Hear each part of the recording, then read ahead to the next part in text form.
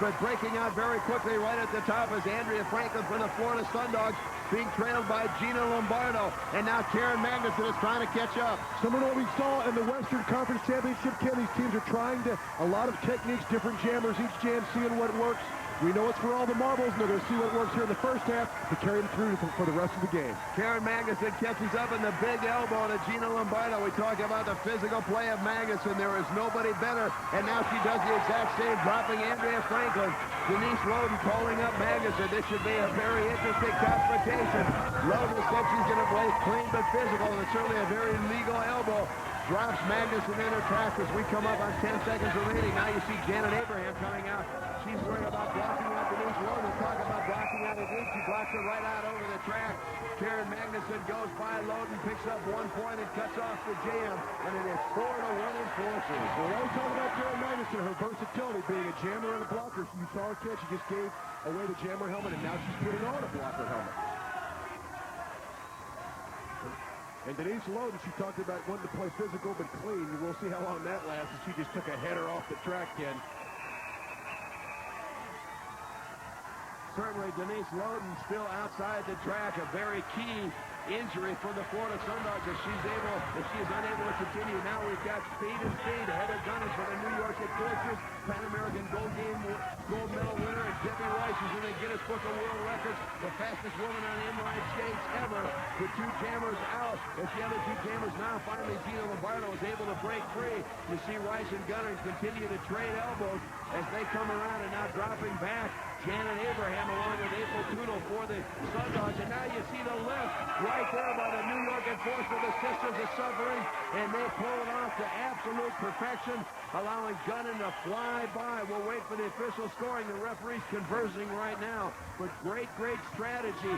And all they do, they award 2 points to the New York Enforcers. They say Gunnan cut it off before she was able to pass the entire pack. Not a very heads-up play by her, but how many times do we see the Sisters of Suffering making room and Heather Gunnan scoring points, Ken? Good job of the New York Enforcers.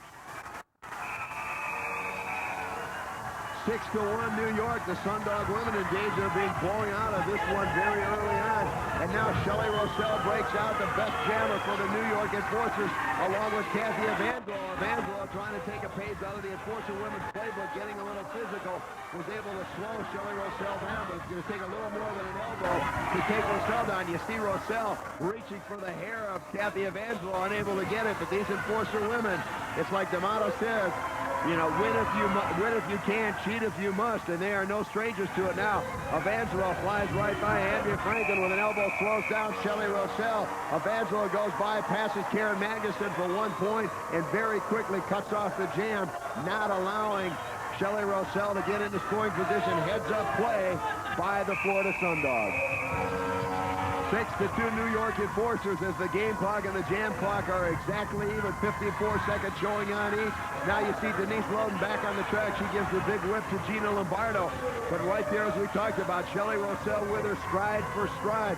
It's very apparent that as of late, Shelley Rossell has become the go-to jammer for the Sisters of Suffering, the New York Enforcer women. Tried for a headlock. Lombardo smartly was able to slow it down. Now the elbow again, but we talked about it should take a lot more than that to drop Shelley Rossell. And there you see Shelley Rossell with the knee. Lombardo slowed down, and Rossell got tangled in her own skates, goes out and over the railing. A golden opportunity for the Sundogs, and you see the rotation by New York as Janet Abraham dropped right back to block out and absolutely labels Gina Lombardo. We're coming up on 10 seconds remaining, and now Loden is battling it out. It sets Janet Abraham, a Texas Bulldog by Denise Loden. So much for that clean play. She realized they needed points, and Denise Loden makes a huge statement as we come to the end of this first period. Let's take an inside look at the rules of the WSL.